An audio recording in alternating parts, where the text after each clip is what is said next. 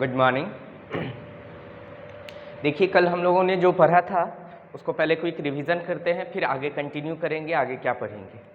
कल हम लोगों ने पढ़ा था कि अगर दो प्लेन मिरर आपस में इंक्लाइंड हो, मतलब आपस में कुछ एंगल पर रखा हुआ हो और इनके बीच में कहीं भी एक ऑब्जेक्ट हो, तो इन दोनों मिरर के द्वारा बहुत सारे इमेज बनेंगे। खास बात क्या देखी थी कि इस ऑब्जेक्ट का इन दोनों मिरर के द्वारा जो इमेज बनेगा वो सारा इमेज और ऑब्जेक्ट कहाँ लाई करेगा? एक सर्कल पे लाई करेगा।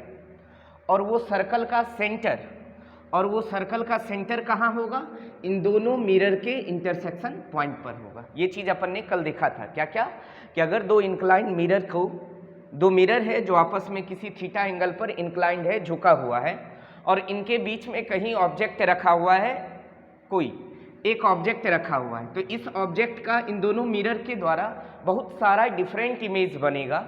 वो सारा इमेज और ऑब्जेक्ट कहाँ पे लाई करेगा, कहाँ पर स्थित होगा? एक सर्कल पर लाई करेगा, जिस सर्कल का सेंटर कहाँ होगा? उन दोनों मिरर के इंटरसेक्शन पॉइंट पर। फिर आपको हमने बताया था कि सबसे पहले जब ये थीटा दिया होगा, दो मिरर के बीच का एंगल, और अपने को नंबर ऑफ इमेजेस निकालने होंगे, तो सबसे पहला काम करेंगे हम n निकालेंगे। क्या निकालेंगे? n क्या होगी? 360 बाय थीटा। n क्या होगी? 360 बाय थीटा। अब अगर ये n when n is even number, अगर ये n कैसा आ गया? इवन आ गया, तो इस केस में नंबर ऑफ इमेजेस कितने होंगे? n-1। मतलब सबसे पहला काम क्या करेंगे? n निकालेंगे। n कैसे निकालेंगे? 360 बाय थीटा से। उसके बाद चेक करेंगे कि n हमारा कैसा है। अगर n इवन है तो इस केस में इमेजेस होंगे n-1। और मान लीजिए हमने n निकाला और n कैसा आ गया?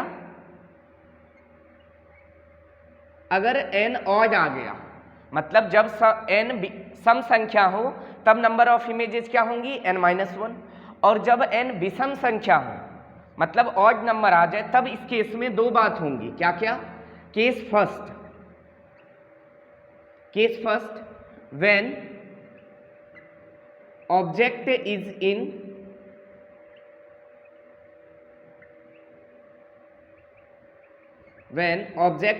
इन सिमेट्रिक पोजीशन का क्या मतलब हुआ? कि ऑब्जेक्ट कहाँ पे प्रेजेंट होनी चाहिए?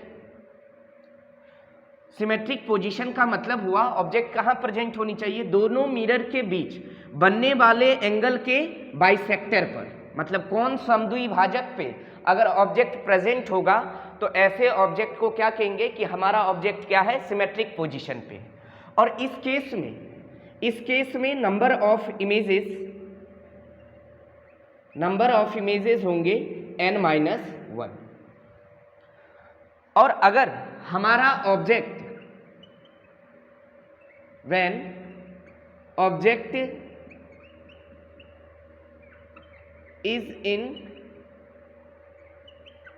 unsymmetric position, जब हमारा ऑब्जेक्ट कहाँ पे प्रेजेंट हो? Unsymmetric position. इसका मतलब हुआ कि दोनों मिरर के बीच बनने वाले एंगल बाइसेक्टर पर प्रेजेंट नहीं होना, मतलब वो क्या कहलाएगा? अनसिमेट्रिक पोजीशन पे प्रेजेंट है। तो इस केस में नंबर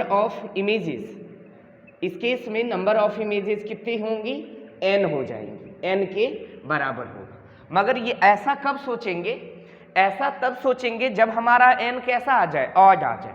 अगर n इवन हो, n कैसे निकालेंगे? 360 बाय थीटा से। अगर n इवन हो तो ऑब्जेक्ट सिमेट्रिक पोजीशन में प्रेजेंट हो तो भी इमेज n-1 बनेगा। ऑब्जेक्ट अनसिमेट्रिक पोजीशन में प्रेजेंट हो तो भी इमेजेस n-1 बनेगा। मगर अगर n क्या हो? ऑड हो। अगर n ऑड हो तो दो बात है। अगर ऑब्जेक्ट सिमेट्रिक पोजीशन में प्रेजेंट होगा तो नंबर ऑफ इमेजेस होंगे n-1, और अगर ऑब्जेक्ट अनसिमेट्रिक पोजीशन में प्रेजेंट होगा तो नंबर ऑफ इमेजेस होंगे n के बराबर।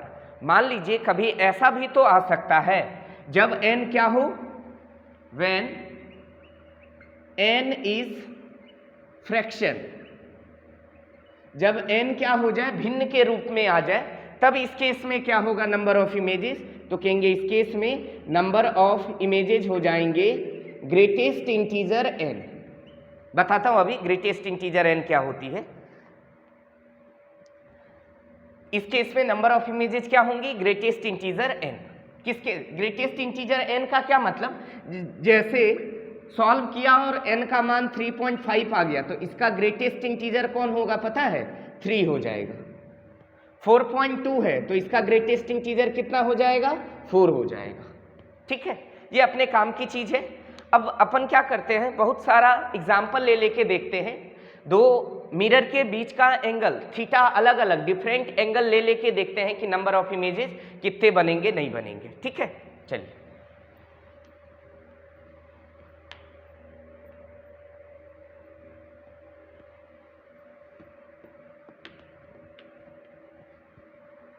चलिए इधर देखिए, इधर अपन ने थीटा लिया, उसके बाद क्या निकालेंगे, n निकालेंगे, उसके बाद यहां number of images, number of images का 2 है कि जब ऑब्जेक्ट सिमेट्रिक पोजीशन में हो तब कितने होगा इमेजेस, और जब ऑब्जेक्ट अनसिमेट्रिक पोजीशन में हो तब कितने होगा इमेजेस। सिमेट्रिक अनसिमेट्रिक का बात क्लियर हुआ कि सिमेट्रिक का क्या मतलब है। सिमेट्रिक का मतलब हुआ कि अगर हमारा ऑब्जेक्ट क्या हो, दोनों मिरर के बीच बनने वाले एंगल के बाइसेक्टर पे लाई कर रहा हो, कौन समद्विभाजक पर ऑब्जेक्ट अगर स्थित होगा तो ऐसे केस में उस ऑब्जेक्ट को कहेंगे कि हमारा ऑब्जेक्ट किस पोजीशन में है, सिमेट्रिक पोजीशन। सिमेट्रिक की हिंदी होती है सममित। और अगर ऑब्जेक्ट एंगल बाइसेक्टर पे कौन समद्विभाजक पे प्रेजेंट नहीं होगा तो ऐसे ऑब्जेक्ट के पोजीशंस को क्या कहेंगे, अनसिमेट्रिक पोजीशन। चलिए आइए, जैसे मान लीजिए हमने थीटा की वैल्यू 0 ले ली, मतलब दो प्लेन मिरर क्या है, आपस में पैरेलल। थीटा 0 का मतलब यही हुआ ना, दो प्लेन मिरर क्या है, आपस में पैरेलल है। तो अगर मान लो थीटा 0 तो n कैसे निकालते हैं, n निकालेंगे 360 बटे थीटा। अब देखो थीटा की जगह 0 पुट करो तो n का मान कितना, 0 नहीं, 360/0 बोले तो नॉट डिफाइंड, मतलब इन्फिनिटी। अब इन्फिनिटी कैसा नंबर है, ना ऑड है ना इवन है, तो इस केस में सिमेट्रिक पोजीशन में भी नंबर ऑफ इमेजेस इन्फिनिटी बनेगा, अनसिमेट्रिक पोजीशन में भी नंबर ऑफ इमेजेस इन्फिनिटी बनेगा। ऐसा देखने को मिलता है, आप सैलून में गए होंगे तो आपको एक सामने मिरर लगा होता है और एक पीछे लगा होता है, आप देखिएगा बहुत सारा इमेजेस दिख रहा होता है। ये वही केस है, जब दो प्लेन मिरर आपस में पैरेलल लगा होता है तो किसी एक ऑब्जेक्ट का कितना इमेज बनता है, इन्फिनिटी इमेज बनता है, बहुत सारा इमेज बनेगा। क्लियर है, आगे चलिए। मान लीजिए हमने थीटा ले लिया 30 डिग्री, बोलो अगर थीटा 30 लिया तो n कितना आ जाएगा, 360/30। 360/30 का मतलब कितने आ गया, 12। बोलो 12 क्या है, इवन है या ऑड है, इवन है। तो इवन के केस में number of images symmetric position में भी n-1 होगा और अनसिमेट्रिक पोजीशन में भी नंबर ऑफ इमेजेस n-1 होगा। तो 12-1 क्या होगा, नंबर ऑफ इमेजेस, इसमें भी 11 और इसमें भी 11, खत्म। अगला आइए, मान लीजिए एंगल ले लिया दो मिरर के बीच में 40 डिग्री, क्या ले लिया, 40 लेने के कारण n की वैल्यू कितनी आएगी, 360/40, मतलब कितने आ जाएगा n का मान, 9। अगर n का मान 9 आया तो 9 क्या है, ऑड है या इवन है, ऑड है। तो ऑड वाले केस में ध्यान रखना होता है कि ऑब्जेक्ट सिमेट्रिक पोजीशन में है तो नंबर ऑफ इमेजेस n-1 बनेगा, अनसिमेट्रिक पोजीशन में है तो नंबर ऑफ इमेजेस n बनेगा। तो अगर थीटा 40 लिया 40 डिग्री तो n का मान आ जाएगा 360/40, बोले तो 9 कैसा है, ऑड है। तो यहाँ लिखा 9 क्या है, ऑड, 9 हो गया ऑड। तो नंबर ऑफ इमेजेस सिमेट्रिक में हो गया 9-1 8 और अनसिमेट्रिक में कितना हो गया, 9। क्लियर है, चलिए आगे देखते हैं। आगे ले लेते हैं अपन 50 डिग्री। अगर 50 डिग्री लेंगे तो सोचो कितने आएगा, थीटा के जगह 50 लेंगे तो 360/50, 0 से 0 निपट गया, 5 से ये 7.2 बार में तो यहाँ n की वैल्यू कितनी आ गई 7.2। क्या आ गया n की वैल्यू 7.2। अब बोलो ना ये ऑड है ना ये इवन है, ये क्या है ग्रेटेस्ट, मतलब ये फ्रैक्शन है। अभी बताया था ना जब n फ्रैक्शन हो जाए तो इस केस में नंबर ऑफ इमेजेस सिमेट्रिक और अनसिमेट्रिक में क्या आएगा ग्रेटेस्ट इंटीजर 7.2। तो 7.2 का ग्रेटेस्ट इंटीजर 7 हो जाएगा। तो इस केस में सिमेट्रिक पोजीशन में भी नंबर ऑफ इमेजेस 7 बनेंगे और अनसिमेट्रिक पोजीशन में भी नंबर ऑफ इमेजेस 7 बनेंगे। बोलो ये बात क्लियर हुआ? हमने सारा केस देख लिया। क्या क्या कि अगर थीटा की वैल्यू कुछ रखा और n का मान 360/थीटा कैसा आ गया इवन, तब सिमेट्रिक और अनसिमेट्रिक दोनों पोजीशन में नंबर ऑफ इमेजेस n-1 बनेंगे। और अगर थीटा का वैल्यू ऐसा लिया जिसके कारण n 360/थीटा आ गया ऑड, तब इस केस में number of images symmetric position में तो n-1 आएगा और अनसिमेट्रिक पोजीशन में n के बराबर होगा। और थीटा की ऐसी कुछ वैल्यू ली जिसके कारण n 360/थीटा कैसा आ गया फ्रैक्शन, तो इस केस में नंबर ऑफ इमेजेस सिमेट्रिक और अनसिमेट्रिक पोजीशन में क्या बनेगा ग्रेटेस्ट इंटीजर ऑफ वो फ्रैक्शन। जैसे 7.2 का ग्रेटेस्ट इंटीजर 7, 6.2 का ग्रेटेस्ट इंटीजर 6, 5.4 का ग्रेटेस्ट इंटीजर 5। आप ऐसा मैथ्स में पढ़ेंगे, फंक्शन चैप्टर में आपको पढ़ाया जाएगा ग्रेटेस्ट इंटीजर फंक्शन। जैसे बोल दिया जाए 2.5 का ग्रेटेस्ट इंटीजर तो कहते हैं 2, 3.2 का ग्रेटेस्ट इंटीजर कहते हैं 3। मतलब ऐसा देख लो, डेसिमल के बाद जो है उसको मत देखो, डेसिमल के पहले जो है वही हो जाएगा उसका आंसर। मगर इसका आंसर जैसे -2.5 है, तब अगर -2.5 है इस केस में क्या होगा, इस केस में -2 नहीं आंसर होगा, इसका आंसर होगा -3। एक्चुअली होती क्या है, इस फंक्शन को डिफाइन ऐसे करा जाता है, जैसे ये मान लीजिए 0 है, ये 1 है, ये 2 है, ये 3 है, ये -1, ये -1, ये -2 और ये -3। होता क्या है, जैसे 2.5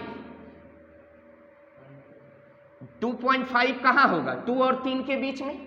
मान लीजिए यहाँ है 2.5, हमको इसका क्या निकालना है ग्रेटेस्ट इंटीजर, तो इसके जस्ट लेफ्ट वाले इंटीजर नंबर को देखिए कौन है 2, इसीलिए 2.5 का ग्रेटेस्ट इंटीजर क्या आ जाता है 2। अब अपन बात किसकी कर रहे हैं -2.5 की। -2.5 कहाँ होगा -2 और -3 के बीच में, तो डेफिनेशन तो एक के काम करेगा ना, तो इसके लेफ्ट में कौन सा इंटीजर नंबर है -3, इसीलिए इसका ग्रेटेस्ट इंटीजर क्या आता है -3। ये बात समझ में आई? वैसे आप मैथ्स में पढ़ेंगे जिनका मैथ्स है, बाकी अपने काम का यही है। देखो यहाँ पे n कभी भी नेगेटिव नहीं आएगा, इसीलिए आपको हमने नेगेटिव वाला आंसर क्वेश्चन नहीं कराया। n हमेशा आपको अगर फ्रैक्शन में आएगा तो 7.2, 6.2 ऐसा कुछ करके आएगा, और उसका तो आसान है, बस डेसिमल के बाद डेसिमल के पहले वाला देख लेंगे, जो इंटीजर है वही उसका ग्रेटेस्ट इंटीजर हो जाएगा, सिंपल। ठीक है, आगे चलते हैं। और कल क्या पढ़ा था अपन ने, और कल पढ़ा था motion of image. Motion of image पढ़ा था। मोशन ऑफ इमेज में क्या क्या देखा था अपन ने कि अगर ऑब्जेक्ट v वेलोसिटी से मूव कर रही होती है तो इमेज भी कितने वेलोसिटी से मूव करता है, v वेलोसिटी से ही मूव करता है। ऑब्जेक्ट अगर v वेलोसिटी से मूव करता है तो इमेज भी v वेलोसिटी से ही मूव करता है, बस अंतर किस बात का होता है डायरेक्शन का। अगर ऑब्जेक्ट, ये मान लीजिए मिरर है, बीच में मिरर है, ऑब्जेक्ट अगर मिरर के तरफ आ रही है v वेलोसिटी से तो इमेज भी आएगी v वेलोसिटी से ही, मगर किधर आएगी इस डायरेक्शन में आएगी। अगर ऑब्जेक्ट इस डायरेक्शन में आया तो इमेज इस डायरेक्शन में आएगा। कल और भी डिफरेंट केसेस देखे थे अपन ने नंबर ऑफ इमेजेस में, सॉरी मोशन ऑफ इमेजेस में। चलिए अब आगे चलते हैं।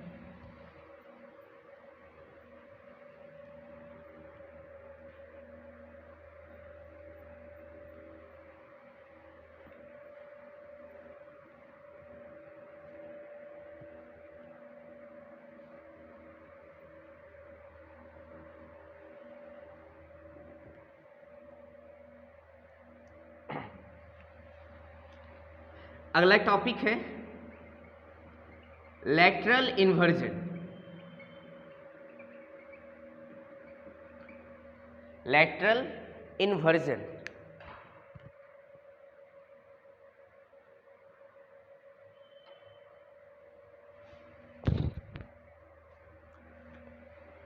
इसकी हिंदी होती है पार्श्व व्युत्क्रमण। लेटरल इन्वर्जन, पार्श्व व्युत्क्रमण। क्या होती है ये लेटरल इन्वर्जन? चलिए ध्यान देते हैं इधर, सुनिए। कहता है कि जब प्लेन मिरर के द्वारा इमेज फॉर्मेशन होती है, किसके द्वारा? जब प्लेन मिरर के द्वारा इमेज का फॉर्मेशन होता है तो किसी ऑब्जेक्ट का इमेज, फ्रंट एंड का इमेज बैक में बन जाता है और बैक एंड का इमेज फ्रंट में बन जाता है। तो जो ऐसे फिनोमिना को शो करता है, तो हम जब ऐसी फिनोमिना होती है, ऐसी घटना होती है, तो उसी घटना को क्या कहते हैं? Lateral inversion. फिर से ध्यान से सुनिए। मान लीजिए ये मिरर है, ये मिरर है, प्लेन मिरर है, इसके सामने ये एल शेप का ऑब्जेक्ट रखा हुआ है। अब देखो ध्यान से, मान लो हम इधर आ गए, हमारे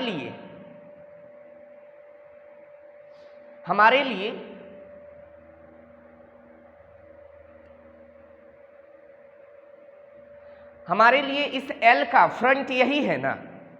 अभी इस एल शेप का फ्रंट का मतलब हुआ सामने वाला, यही है ना छोर, और बैक वाला एंड कौन है? ये वाला है। तो फ्रंट एंड का बताइए, इस एल शेप का इमेज ये प्लेन मिरर कैसा बनाएगा? ऐसा बनाएगा क्या? ऐसा ही ना बनेगा इसका इमेज।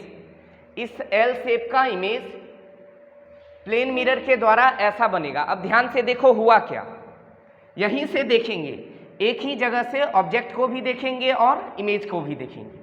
बताइए, इस मिरर के सामने ऑब्जेक्ट जो ये रखा है, तो इस ऑब्जेक्ट का फ्रंट का मतलब सामने वाला छोर, फ्रंट वाला एंड कौन है? ये डॉट वाला, और बैक वाला एंड कौन है? ये डॉट वाला। मगर इमेज में देखिए, इमेज में जो बैक एंड था वो कहाँ बना? फ्रंट में। जो ऑब्जेक्ट का फ्रंट एंड था इमेज में, वो कहाँ बन रहा है? बैक एंड में। सर आपको कैसे पता चला? भाई ऑब्जेक्ट और इमेज को देखोगे तो एक ही जगह से ना। जब आप ऑब्जेक्ट को देख रहे हो यहाँ से और कह रहे हो ये ऑब्जेक्ट का क्या है? फ्रंट एंड, और ये ऑब्जेक्ट का क्या है? Back and. तो इमेज का ये होगा फ्रंट, मतलब जो ऑब्जेक्ट का बैक है वो इमेज का क्या आ गया? फ्रंट, और जो ऑब्जेक्ट का फ्रंट है वो इमेज का क्या आ गया? बैक। तो ऐसे फिनोमिना को क्या कहते हैं? Lateral inversion. मतलब जब किसी प्लेन मिरर के द्वारा इमेज का फॉर्मेशन होता है तो किसी ऑब्जेक्ट के फ्रंट एंड का इमेज बैक एंड में बन जाता है और बैक एंड का इमेज फ्रंट एंड में बन जाता है। तो ऐसे फिनोमिना को क्या कहा जाता है? लेटरल इन्वर्जन कहा जाता है। क्या कहा जाता है ऐसे फिनोमिना को? Lateral inversion. तो इसीलिए इसमें खास बात क्या होती है, कुछ लेटर्स होते हैं अल्फ़ाबेटिकल जो लेटरल इन्वर्जन शो करते हैं और कुछ होते हैं जो लेटरल इन्वर्जन शो नहीं करते। जैसे एल लेटरल इन्वर्जन शो किया। कैसे? सर इस ऑब्जेक्ट का जो फ्रंट एंड है, इसका जो इमेज बना ना, इमेज में ये फ्रंट एंड कहाँ चला गया? बैक में। और जो ऑब्जेक्ट का बैक एंड था वो इमेज के केस में क्या बन गया? Front end. ऐसा और कौन कौन दिखाता है? जैसे ये हो गया बी, तो इस बी का इमेज इधर कैसा बनेगा? ऐसा। ये हो गया डी का इमेज कैसा बनेगा? ऐसा। ये हो गया ई का इमेज कैसा बनेगा? ऐसा। तो ये सब वो हैं जो लेटरल इन्वर्जन शो कर रहे हैं। पार्श्व व्युत्क्रमण जो शो कर रहे हैं, जो दिखा रहे हैं, वो कौन कौन लेटर हैं? ये सब लेटर हैं। अब कौन कौन लेटरल इन्वर्जन शो नहीं करेगा? देखिए कौन कौन शो नहीं करेगा। जैसे ये रहा प्लेन मिरर, जैसे ए का इमेज ए के तरह ही बनेगा, एम का इमेज एम के तरह ही बनेगा, ओ का इमेज ओ के तरह ही बनेगा, आई का इमेज आई के तरह ही बनेगा। तो बताइए ऑब्जेक्ट और इमेज में आप यहाँ डिफरेंस कर पा रहे हैं? अंतर कर पा रहे हैं क्या इसमें? नहीं। तो इसका मतलब हुआ ये सारा लेटरल इन्वर्जन शो नहीं कर रहा है। तो यहाँ पे lateral inversion not occurs, lateral inversion not occurs. इन सारे केस में लेटरल इन्वर्जन हो रहा है, जबकि इन सारे केस में लेटरल इन्वर्जन नहीं हो रहा है। तो लेटरल इन्वर्जन क्या है? सिंपल से लैंग्वेज में कहें तो अगर किसी प्लेन मिरर के द्वारा जब भी किसी ऑब्जेक्ट का इमेज फॉर्मेशन किया जाता है, तो अगर किसी ऑब्जेक्ट के फ्रंट एंड मतलब सामने वाले छोर का इमेज में वो कहाँ दिखे? बैक एंड में। और ऑब्जेक्ट के बैक एंड का इमेज कहाँ दिखे, इमेज में फ्रंट एंड में, तो ऐसे फिनोमिना को क्या कहा जाता है, लेटरल इन्वर्जन। कौन कौन लेटर हैं, और भी सारे लेटर हैं जो लेटरल इन्वर्जन शो करते हैं, बहुत ऐसे लेटर हैं जो लेटरल इन्वर्जन शो नहीं करते हैं। अब इसका मेनली एप्लीकेशन देखने को कहाँ मिलता है, सुनिए, ये क्वेश्चन जनरल क्वेश्चन में भी पूछा जाता है, वो क्या है सुनिए।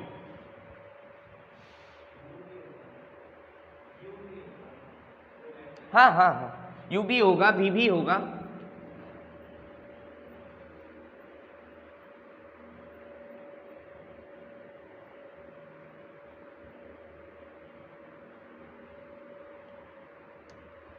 देखिए इसका एप्लीकेशन,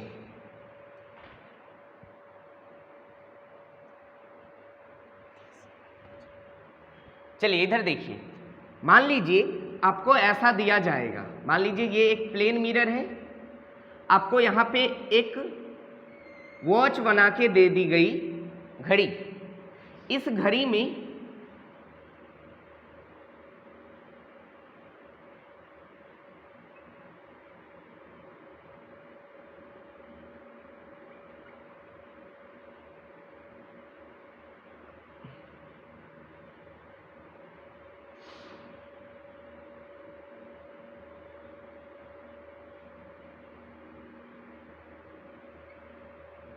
अभी इस घड़ी में कितना बज रहा है टाइम, इसको कह रहे हैं अपन ऑब्जेक्ट क्लॉक, वस्तु घड़ी। मतलब आपको ये क्या दिया हुआ है, सुनिए, ये कौन है, 12 है, ये 1 है, ये 2 है, ये 3 है, ये 4 है, ये 5 है, ये 6 है, ये 7 है, 8 है, 9 है, 10 है, 11 है।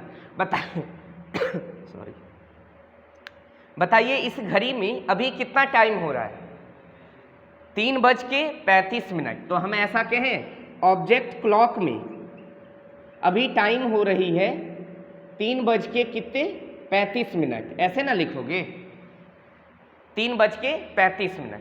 और इसका इमेज क्लॉक बनाओ, प्लेन मिरर सामने रखा हुआ है, तो मिरर में कितना दिखेगा, ध्यान से देखो, मिरर में कितना दिखेगा, मिरर में दिखेगा, ये क्या हो गया, ये 12, ये 1, ये 2, ये 3, ये 4, ये 5, ये 6, ये 7, ये 8, ये 9, ये 10, ये 11। देखो मिरर में क्या दिखेगा, घंटा वाली सुई कहाँ है, यहाँ 3 पे, 3 पे है ना, मतलब 3 से थोड़ा सा ऐसा होगा, नहीं 3 अभी क्या हो रही है 35, तो इसका इमेज ऐसा दिखेगा घड़ी में, देखो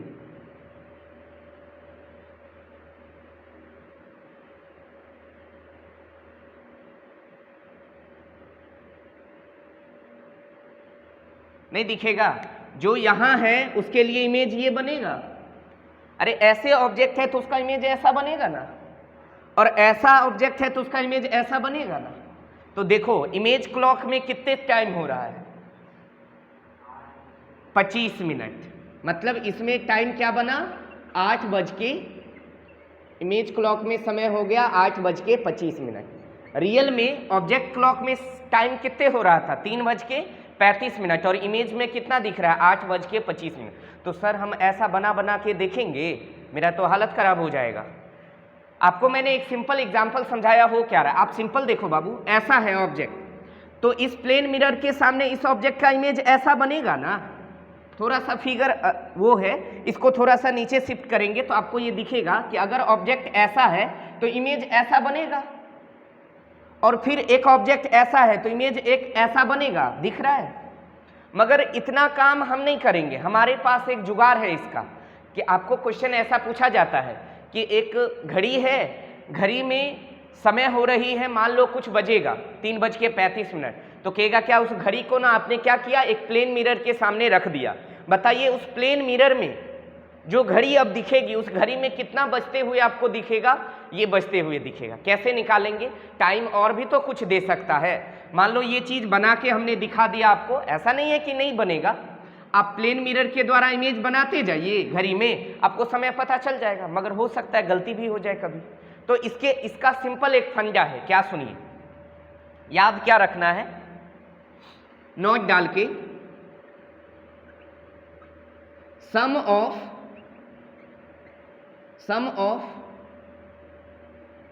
time of object clock and image clock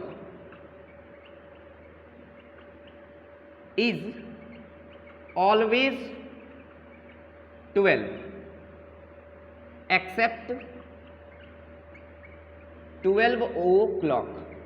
देखिए क्या लिखा है हमने, लिखा है कि ऑब्जेक्ट क्लॉक और इमेज क्लॉक में जो भी टाइम दिखाएगा उन दोनों का सम कितना होगा, 12 होगा। ऑलवेज 12 घंटा किसके बराबर होगा, 12 आवर के बराबर होगा। मगर किसको छोड़ के, जब मान लीजिए ऑब्जेक्ट क्लॉक में कितना बज रहा है, 12 बज रहा है, तो उस केस में इमेज क्लॉक में भी कितना बजेगा, 12। तो दोनों का समय कितना हुआ, 12 और 12 24 हो गया ना। तो मैं क्या कह रहा हूं, ध्यान से सुनिए कि इसका जुगाड़ क्या है, ऐसे क्वेश्चंस को सॉल्व करने का क्या जुगाड़ है। कि बोला क्या कि ऑब्जेक्ट क्लॉक में जो भी बज रहा है और इमेज क्लॉक में जो भी बजेगा उन दोनों टाइम का सम ऑलवेज किसके बराबर होगा, 12 घंटा के बराबर होगा, 12 आवर के बराबर होगा। किसको छोड़ के, कि जब हमारे ऑब्जेक्ट क्लॉक में 12 बजेगा, सोचिए 12 बजेगा तो घंटा और मिनट वाली दोनों सुई 12 पे दिखेगी। इस केस में इमेज में भी घंटा और मिनट वाली सुई 12 पर ही दिखेगी। तो इस केस में क्या हुआ, इस केस में ऑब्जेक्ट क्लॉक और इमेज क्लॉक में जो भी टाइम हो रहा है उसका तो सम कितना आ गया, उसका सम आ गया 24 आवर।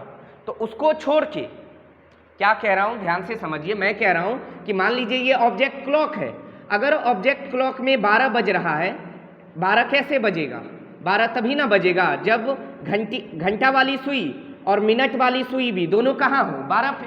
तो इस केस में अगर मान लीजिए प्लेन मिरर ये ऑब्जेक्ट है, तो इस केस में इमेज भी तो ऐसे ना बनेगा 12 पे, घंटा वाली मिनट वाली सुई 12 पर ही ना दिखाएगी। तो यहां देखिए क्या हुआ, यहां ऑब्जेक्ट क्लॉक में और इमेज क्लॉक में जो भी समय हुआ उस टाइम का सम कितना हुआ, 12 + 12 कितना आया, 24। वही मैं यहां लिखा हूं। बाकी यहां देखो ऑब्जेक्ट क्लॉक में कितना समय आया, 3:35 और इमेज में कितना आया, 8:25। दोनों को जोड़ना, 8 × 3 = 11, 35 मिनट और 25 मिनट 60 मिनट। 60 मिनट को 1 घंटा कह दें, 8 × 3 = 11 और 1 घंटा कितना हो गया, 12 घंटा हुआ कि नहीं। वही तो कह रहा हूं मैं कि इमेज और ऑब्जेक्ट क्लॉक के समय का सम हमेशा किसके बराबर होगा, 12 घंटा के। 5 × 5 = 10, 3 × 2 = 5, 1 = 6, 8 × 3 = 11। मतलब 11 घंटा 60 मिनट को ही लिख सकते हैं ना, 12 घंटा। तो हम ऐसा नहीं कह सकते हैं। ऑब्जेक्ट क्लॉक और इमेज क्लॉक के सम, ऑब्जेक्ट क्लॉक और इमेज क्लॉक के टाइम का सम ऑलवेज कितने होगा, 12 घंटा के बराबर होगा। मगर किसको छोड़ के, जब ऑब्जेक्ट क्लॉक में 12 बज रहा होगा तो उस केस में इमेज क्लॉक में भी 12 बजेगा, तो उस केस में सम कितना आएगा दोनों का, 24 घंटा। बाकी सारे केस में सम कितना आएगा, 12 घंटा। सर ये बताने से आप क्या हमको बताना चाह रहे हैं, सुनिए क्या बता रहा हूं। जैसे मान लीजिए ऐसा दे दिया आपको,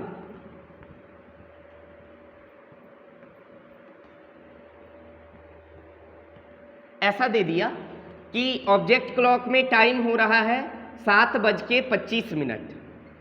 ऑब्जेक्ट क्लॉक में टाइम कितना हो रहा है, 7:25। तो आपसे पूछा है बताइए इमेज क्लॉक का टाइम क्या होगा। 12 में से इसको घटा दीजिए, क्योंकि अभी ना बोला ऑब्जेक्ट क्लॉक और इमेज क्लॉक के टाइम का सम ऑलवेज कितने होगा, 12 आवर, 12 घंटा। तो अगर ऑब्जेक्ट क्लॉक में इतना टाइम हो रहा है तो इमेज क्लॉक में कितना टाइम होगा। तो हम बोले हैं अभी क्या कि ऑब्जेक्ट क्लॉक और इमेज क्लॉक दोनों का सम, ऑब्जेक्ट क्लॉक में जो टाइम दिखा रहा है और इमेज क्लॉक में जो टाइम दिखा रहा है, दोनों घड़ी के समय का सम योग हमेशा किसके बराबर होगा, 12 घंटा के बराबर। तो ऐसा कह दें कि 12 घंटा में से अगर ऑब्जेक्ट क्लॉक को घटा दें, ऑब्जेक्ट क्लॉक के टाइम को घटा दें, तो क्या इमेज क्लॉक का टाइम आ जाएगा। तो हम ऐसा लिखें 12 घंटा, 12 घंटा को लिख दें 11 घंटा 60 मिनट। 11 ये क्या है, घंटा है, आवर, और ये क्या है, मिनट है। अरे 12 घंटा को लिख दें 11 आवर 60 मिनट, और इसमें से किसको घटा दें, 7 आवर 25 मिनट को। तो 10 में से 5 गया 5, 5 में से 2 गया 3, 11 में से 7 गया 4।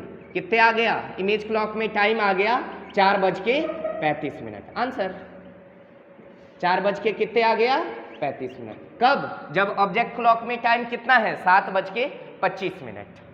आगे मान लीजिए ऑब्जेक्ट क्लॉक में टाइम आपको दे दिया ऐसा, ऑब्जेक्ट क्लॉक का टाइम कैसा है, ऐसा दे दिया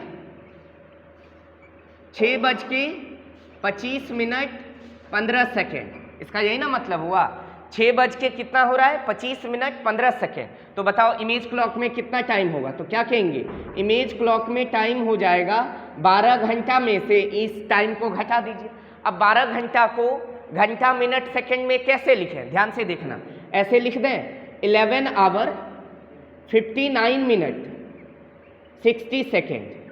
अरे भाई 60 सेकेंड का मतलब 1 मिनट, 59 मिनट यहाँ है ही, तो 59 minute plus 1 minute 60 minute, 60 minute को 1 घंटा, 11 घंटा प्लस 1 घंटा 12 घंटा नहीं हो गया।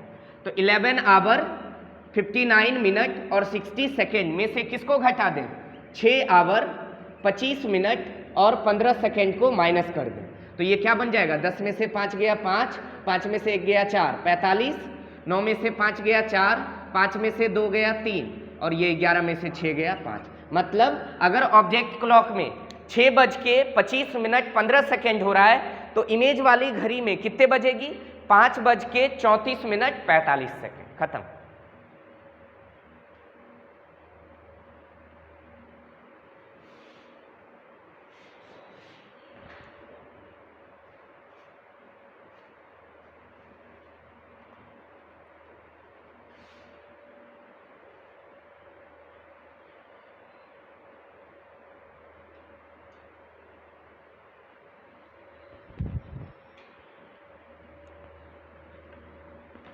आगे देखिए,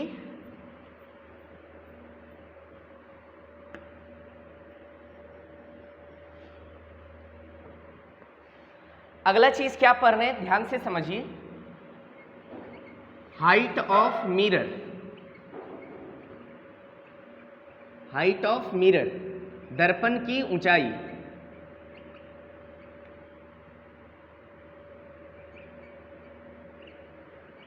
मतलब क्वेश्चन क्या है, पहले ये समझ लीजिए टॉपिक क्या है।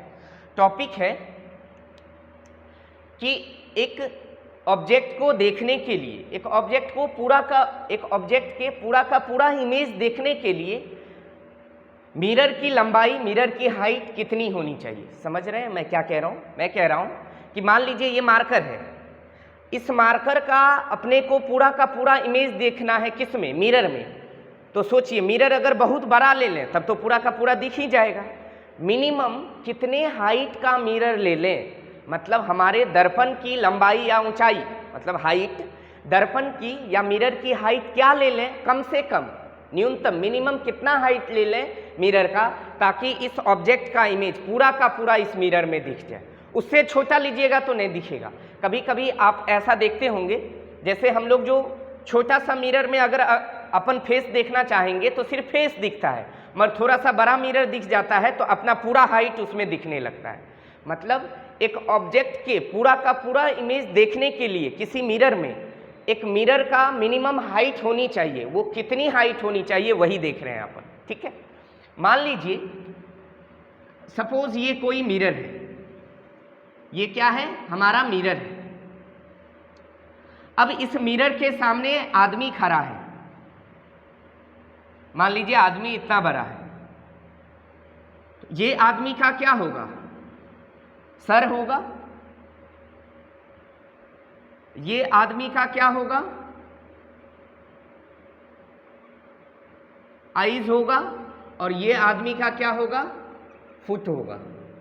देखो ध्यान से, ये क्या है, सर, ये कौन है, आंख, और ये कौन है, पांव, फुट। अब ऐसे सोचो, हमको इस इंसान का सर मिरर में कब दिखेगा, जब सर से लाइट आएंगी, मतलब हेड से इस ऊपर वाले सबसे टॉप पोर्शन से लाइट आएंगी, कहाँ पे टकराएंगी, मिरर पर, और टकराने के बाद ये लाइट यहाँ पे आई, और क्या ये प्लेन मिरर है, तो इसके लिए ये क्या होगा, नॉर्मल होगा। तो रिफ्लेक्शन के बाद ये कहाँ पड़नी चाहिए, हमारी आंख पे। ये रहा हमारी आंख। सुनिए क्या बोल रहा हूं मैं। जैसे अपने को कैसे पता चलेगा कि हमारा सर मेरे मिरर में मेरा इमेज दिख रहा है, सर का इमेज मेरे को मिरर में दिख रहा है, कैसे पता चलेगा? सोचो क्या होता होगा। सर पे लाइट आ रही है, वो लाइट कहाँ गई? मिरर पे। मिरर से टकराने के बाद, मतलब ये सर से लाइट गई, मिरर पे पड़ी, टकराने के बाद कहाँ आया वही लाइट? आंख पे आया, तो हमको मिरर में अपना सर दिख जाता है। मतलब मेरे सर से लाइट कहाँ गई? मिरर पे। मिरर से वही लाइट टकरा के कहाँ आई? हमारे आंख पे। तो हमको क्या दिख जाता है? हमारा सर कहाँ दिख जाता है? मिरर में दिख जाता है। तो हेड से लाइट कहाँ आई? इस मिरर पर। और मान लीजिए ये जितना एंगल होगा, क्या ये भी तो उतने एंगल होगा ना? कैसे? Laws of reflection, angle of incidence बराबर क्या होगा? Angle of reflection. तो सोचो हेड हमको कब दिख जाएगा? कहेंगे हेड से लाइट मिरर पे आएगी, टकराने के बाद हमारी आंख पे आ जाएंगी, तो हमको क्या दिख जाएगा? हमारा हेड मिरर में दिख जाएगा, हेड का इमेज दिख जाएगा। और फुट कब दिखेगा? तो फिर से वही बात, फुट से लाइट कहाँ आएंगी? मिरर पे आई, और उसके बाद ये क्या हो गया? इसके लिए ये नॉर्मल हो गया,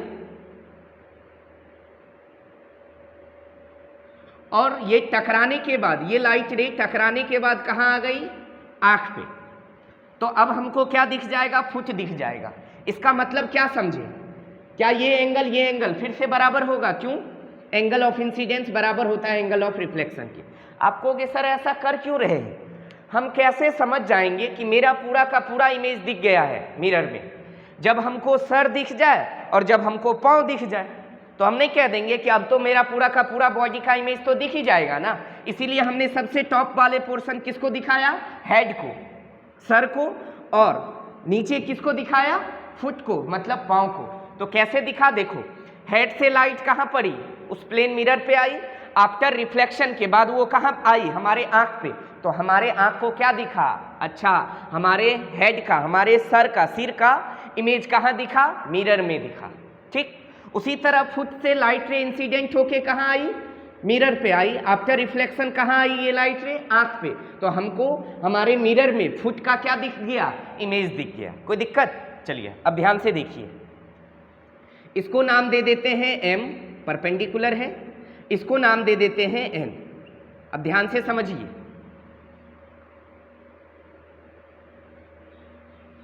इधर देखिए, इसको नाम दे दीजिए ए बी, इसको नाम दे दीजिए सी। इधर देखिए एक ट्रेंगल देखिए, ट्रेंगल कौन? H M A, triangle H M A और E M A, triangle E M A. देखिए ध्यान से, ट्रेंगल एच एम ए और ई एम ए, ये दोनों ट्रेंगल आपस में सर्वांगसम है, कॉन्ग्रुएंट है। कैसे? देखो एच एम ए में एक एंगल 90, अरे ये वाला एंगल 90 डिग्री है, और ई एम ए में भी ये वाला एंगल क्या है? 90। तो एक एंगल बराबर हो गया दोनों में। अब एच ए एम वाले ट्रेंगल में ये वाला एंगल, और ई एम ए वाले ट्रेंगल में ये वाला एंगल, एंगल आई बराबर एंगल आर से, ये एंगल भी दोनों में बराबर हो गया। दो एंगल बराबर हो गया दोनों ट्रेंगल में, एक ये 90-90 और एंगल आई बराबर R, angle of incidence angle of reflection के बराबर होता है। और दोनों में क्या ए एम साइड कॉमन है? तो क्या ये दोनों ट्रेंगल क्या हो गए? कॉन्ग्रुएंट हो गए। किससे? ए एस ए से, एंगल साइड एंगल से। कौन कौन? तो एंगल एम दोनों में 90-90 है, एंगल ए दोनों में आई बराबर आर है, और दोनों में क्या है? ए एम साइड कॉमन है। तो हम क्या कहेंगे? ये दोनों ट्रेंगल आपस में क्या हो गए? कॉन्ग्रुएंट हो गए। क्या हो गए? कॉन्ग्रुएंट। अगर ट्रेंगल कॉन्ग्रुएंट होता है तो क्या हम कह सकते हैं इस ट्रेंगल का एच एम साइड और इस ट्रेंगल का ई एम साइड बराबर होगा? तो हम ऐसा लिख दें, एच एम बराबर ई एम, और इसको अपन ने क्या मान लिया? एक्स। अगला देखो, ट्रेंगल ई एन बी और triangle F N B, triangle F N B. देखो दो ट्रेंगल है, ट्रेंगल ई एन बी और F N B, E N B और एफ एन बी, ये दोनों ट्रेंगल आपस में कॉन्ग्रुएंट है। कैसे? फिर से ये एंगल 90 इस ट्रायंगल में और ये एंगल 90 इस ट्रायंगल में, फिर से इस ट्रायंगल में ये वाला एंगल और इस ट्रायंगल में ये वाला एंगल बराबर होगा और दोनों में क्या हो गया, एनबी साइड्स कॉमन हो गया। तो फिर से ये दोनों ट्रायंगल आपस में क्या हो गए, कॉन्ग्रुएंट हो गए। किससे, एंगल साइड एंगल से। तो अगर ये दोनों ट्रायंगल कॉन्ग्रुएंट है तो इस ट्रायंगल का कौन सा साइड, ई एन, और इस ट्रायंगल का कौन सा साइड, एन एफ, दोनों बराबर होगा। इसके ई एन और ये एन एफ बराबर होगा और इसको अपन क्या मान लेते हैं, वाई। अब ध्यान से देखो क्या हुआ, अगर आपने इन दोनों को बराबर माना और कितना माना, मान लो ये क्या है, x है, ये भी क्या है, x है, फिर इसको आपने कितना माना, y, इसको आपने कितना माना, y। बताओ अगर ये x है तो क्या ये भी x होगा, अगर ये y है तो क्या ये भी y होगा। अब यहां से देखो ध्यान से, बोलो हाइट ऑफ मिरर कौन है, हाइट ऑफ मिरर है ए बी, और ए बी बराबर लिख दें क्या, x प्लस वाई। तो हाइट ऑफ मिरर आ गया x प्लस वाई। जबकि ये कौन है, height of person, height of person, height of person को बोल दें एच एफ, और एच एफ को क्या लिखेंगे, देखो x plus y plus y, x plus y plus y. क्या हम इसी को लिख दें 2x प्लस 2y, तो क्या हम 2 कॉमन ले लें तो इसको लिख दें x प्लस वाई। अब यहां से देखो हाइट ऑफ मिरर, और मतलब ऐसा बोलें हाइट ऑफ मिरर,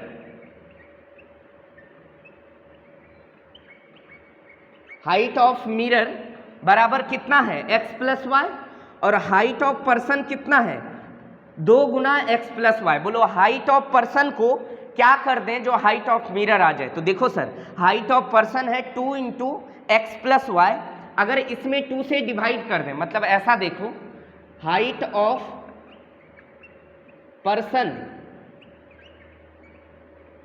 बटे 2, तब आ जाएगा हाइट ऑफ मिरर। मतलब समझो इधर height of mirror x plus y, ये कैसे आएगा, ये है ना हाइट ऑफ पर्सन, इस हाइट ऑफ पर्सन में क्या कर दीजिए, 2 से डिवाइड कर दीजिए, 2 से 2 कट जाएगा, x प्लस वाई आ जाएगा, और x प्लस वाई कौन है, हाइट ऑफ मिरर है। मतलब ऐसा कहें कि मिरर की हाइट किसके बराबर होनी चाहिए, मिनिमम पर्सन के हाइट के आधे हाइट के। जैसे मान लीजिए हमारी हाइट मान लीजिए सपोज 1 मीटर है, मतलब 50 सेंटीमीटर है, सपोज ऐसा मान लीजिए। इस मार्कर की हाइट कितनी है, 10 सेंटीमीटर।